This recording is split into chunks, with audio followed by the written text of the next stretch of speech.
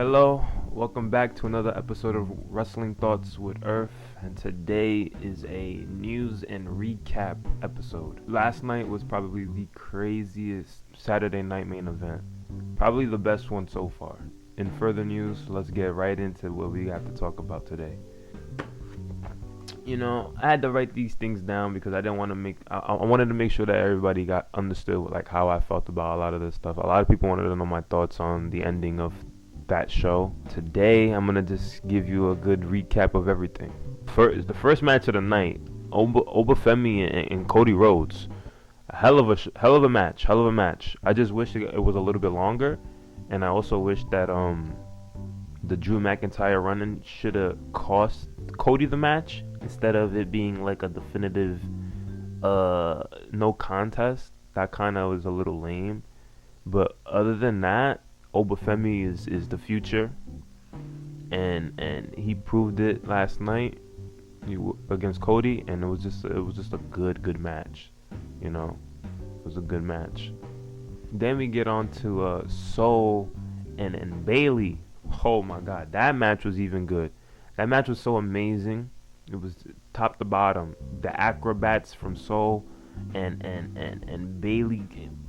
Bailey doing Bailey things. I wish her finishing move was not the whatever, I forgot the name of the finisher, but the Bailey needs to come back. Like, it needs to switch itself.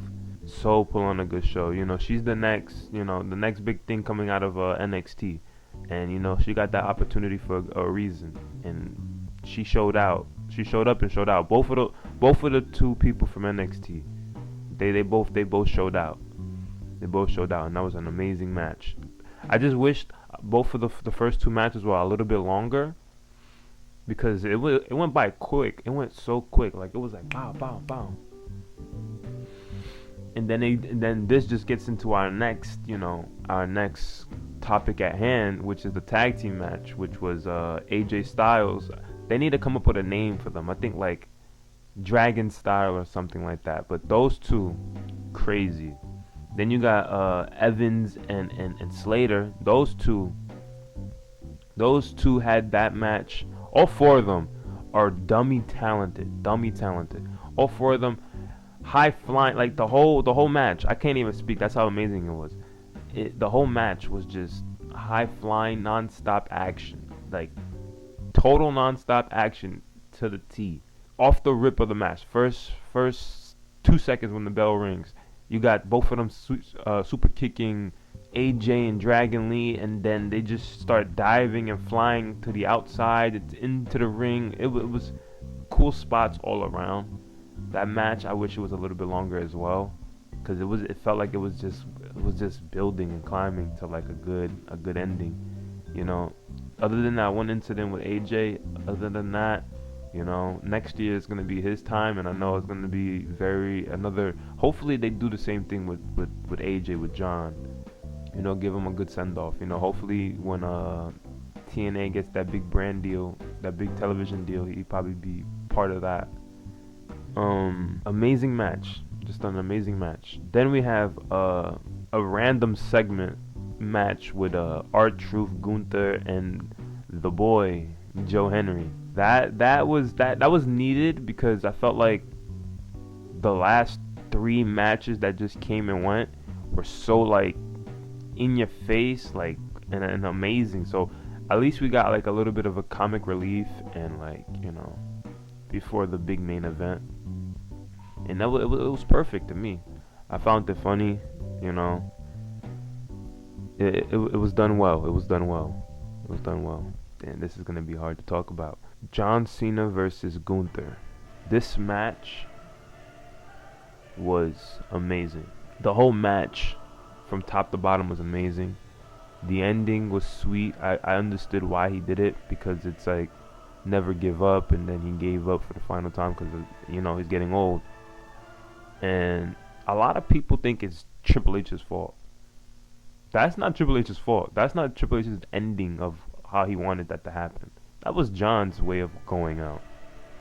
You think Triple H had a say in John Cena's last match? I mean, yes and no, because he would want it to be done. John Cena would want it to be done his way. putting over a talent, and that talent is Gunther. This is gonna be the biggest heel in WWE after this. After tonight, tomorrow, well, when this comes out, watch how everybody's gonna shit on Gunther. Like, it's not Triple H's fault. Yes, although he had a terrible year this year, Triple H as a creative, it's been a rough year for WWE, but they found a way to tell this story. Mainly John and Gunther told this story very well, and he gave us a good send off.